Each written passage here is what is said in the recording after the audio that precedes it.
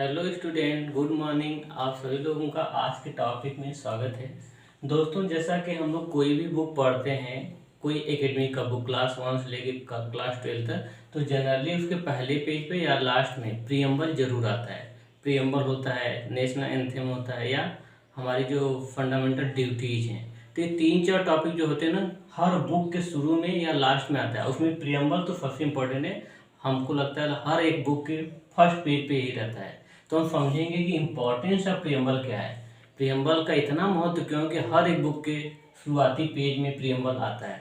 तो दोस्तों, जैसा कि हमारे इंडिया में सर्वोच्च है हमारा कॉन्स्टिट्यूशन, और कॉन्स्टिट्यूशन का आत्मा कहते हैं प्रीएम्बल को। अम्बेडकर जी ने कहा था कि preamble is the soul of our constitution, मतलब कि प्रीएम्बल हमारे कॉन्स्टिट्यूशन का आत्मा है। तो आत्मा है तो उसके बारे में जानना तो बहुत इंपॉर्टेंट होता है। अब कॉन्स्टिट्यूशन हजारों पेज में है, उतना हम पढ़ पाएंगे या ना पढ़ पाएंगे तो सोच नहीं पाते, लेकिन प्रीएम्बल केवल 5-6 लाइन में एक पूरा समरी है कॉन्स्टिट्यूशन का, कि हमारे फिलोसफर क्या चाहते थे, कैसा कॉन्स्टिट्यूशन होना चाहिए भारत के लिए, जो कि भारत को एक महान देश बनाए। तो आप लोग सभी लोग इस चीज़ को अच्छे देखना। इसमें कई वर्ड हैं, जैसे कि पहला है we the people of India, sovereign, socialist, secular, उसके बाद है justice, equality, fraternity, socialist, democratic, republic. ऐसे कई शब्द हैं, लगभग 8-10 शब्द हैं, लेकिन सभी शब्दों को आज एक साथ बताना संभव नहीं है, इसलिए हम 4 वर्डों को अच्छे समझेंगे। अगली वीडियो में 4 वर्डों को और समझ लेंगे। तो हम लोग सबसे पहले देखेंगे we the people of India. इसका मतलब क्या है? हम भारत के लोग। इस वर्ड का मतलब क्या है? इस वर्ड का मतलब है कलेक्टिविज्म को, मतलब यूनाइट इंडिया को दिखाने का प्रयास किया गया। हम भारत के लोग मतलब हम एक यूनाइट भारत के लोग हैं। इससे क्या होगा? एक मैसेज जाएगा कि किसी को हमारे पर राज करने का अधिकार नहीं है। जैसे हम लोग गुलाम इसलिए हुए क्योंकि हम लोग कहीं ना कहीं आपस में लड़ रहे थे, आपस में हम लोग के मतभेद थे और दूसरे ने इख्तलाफ उठा लिया। तो इस शब्द का रखने का मतलब है we the people of India, एक यूनाइट इंडिया को रिप्रेजेंट करना, मतलब हम सभी लोग एक हैं और पूरा इंडिया एक परिवार है। तो पहला वर्ड हो गया we the people of India.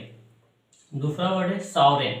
Sovereign का मतलब है संप्रभु, मतलब एक व्यक्ति को भी संप्रभु होना चाहिए। और हमारे कॉन्स्टिट्यूशन में ये वर्ड लिखने का मतलब है कि हमारा राष्ट्र, भारत राष्ट्र एक संप्रभु बनेगा। इसका मतलब है कि कोई भी एक्सटर्नल फैसला भारत किसी के दबाव में नहीं लेगा। जैसे कि अमेरिका चाहता है कि भारत कुछ हमारे फेवर में डिसीजन ले, रसिया चाहता है कि कुछ भारत हमारे फेवर में डिसीजन ले, लेकिन भारत क्या करता है? भारत एक न्यूट्रल डिसीजन लेता है जो उसके इंटरेस्ट में होता है, न कि अमेरिका या रसिया के फेवर में जाके कोई डिसीजन नहीं लेता।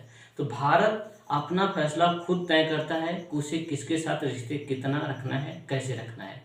अभी यूक्रेन और रशिया के युद्ध चल रहा है, तो भारत इंडिपेंडेबल कंट्री होकर अपना डिसीजन रख रहा है, न कि वो रसिया के फेवर में जा रहा है, न कि अमेरिका का वो बात को सुना है। वो अपनी विचार क्या है, हमें क्या करना चाहिए, हम अपना स्टैंड ले रहे हैं। तो इसे बोलते हैं सॉवरेन। सॉवरेन का मतलब है संप्रभु। हर व्यक्ति को भी संप्रभु होना चाहिए, सभी की राय सुनना चाहिए, लेकिन डिसीजन लेते समय अपने विवेक का यूज करना चाहिए। सेल्फ मेकिंग डिसीजन मेकर बनना चाहिए व्यक्ति को। तो हम कहेंगे कि ये सॉवरेन व्यक्ति है। अब सॉवरेन व्यक्ति जब होंगे तो सॉवरेन व्यक्ति से देश बनता है, तो हमारा देश क्या होगा? सॉवरेन होगा। सॉवरेन का मतलब कि हम कोई भी डिसीजन किसी के दबाव में नहीं लेंगे, हम अपने इंटरेस्ट में डिसीजन लेंगे।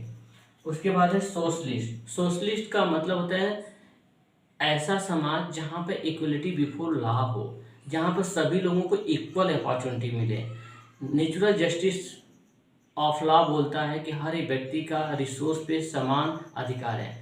इसको फुलफिल करने के लिए हमें इक्वलिटी बिफोर लॉ को सुनिश्चित करना पड़ेगा, और वो कहीं ना कहीं सोशलिस्ट जैसे समाज में देखने को मिलता है। तो सोशलिस्ट क्या है?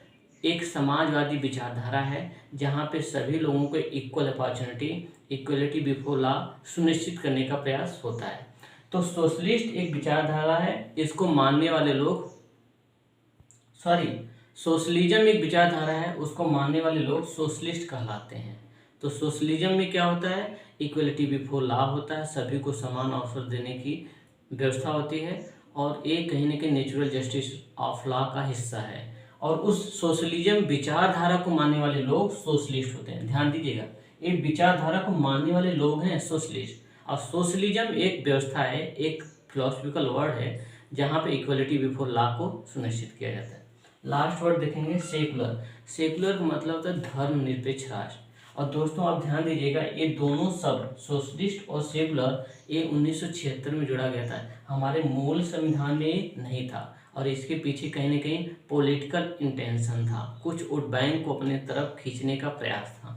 तो सेकुलर का मतलब है धर्मनिरपेक्ष। अब धर्मनिरपेक्ष का मतलब देखो, रिलीजियस के कॉन्टेक्स्ट में लेंगे तो हम काफ़ी विवाद पैदा होगा, लेकिन हम उसे एज ए ड्यूटी लेंगे तब कहीं ना कहीं एक बेहतर राष्ट्र के लिए एक अच्छा गाइडेंस बनेगा। तो हमारे कॉन्स्टिट्यूशन निर्माता ने सेकुलर शब्द को रखा ही नहीं था, इसे बाद में इंदिरा गांधी ने जोड़ा और इसको कहीं ना कहीं रिलीजियन कॉन्टेक्स्ट में देखा जा रहा था और वोट बैंक को एक तरफ अपनी तरफ करने का प्रयास था।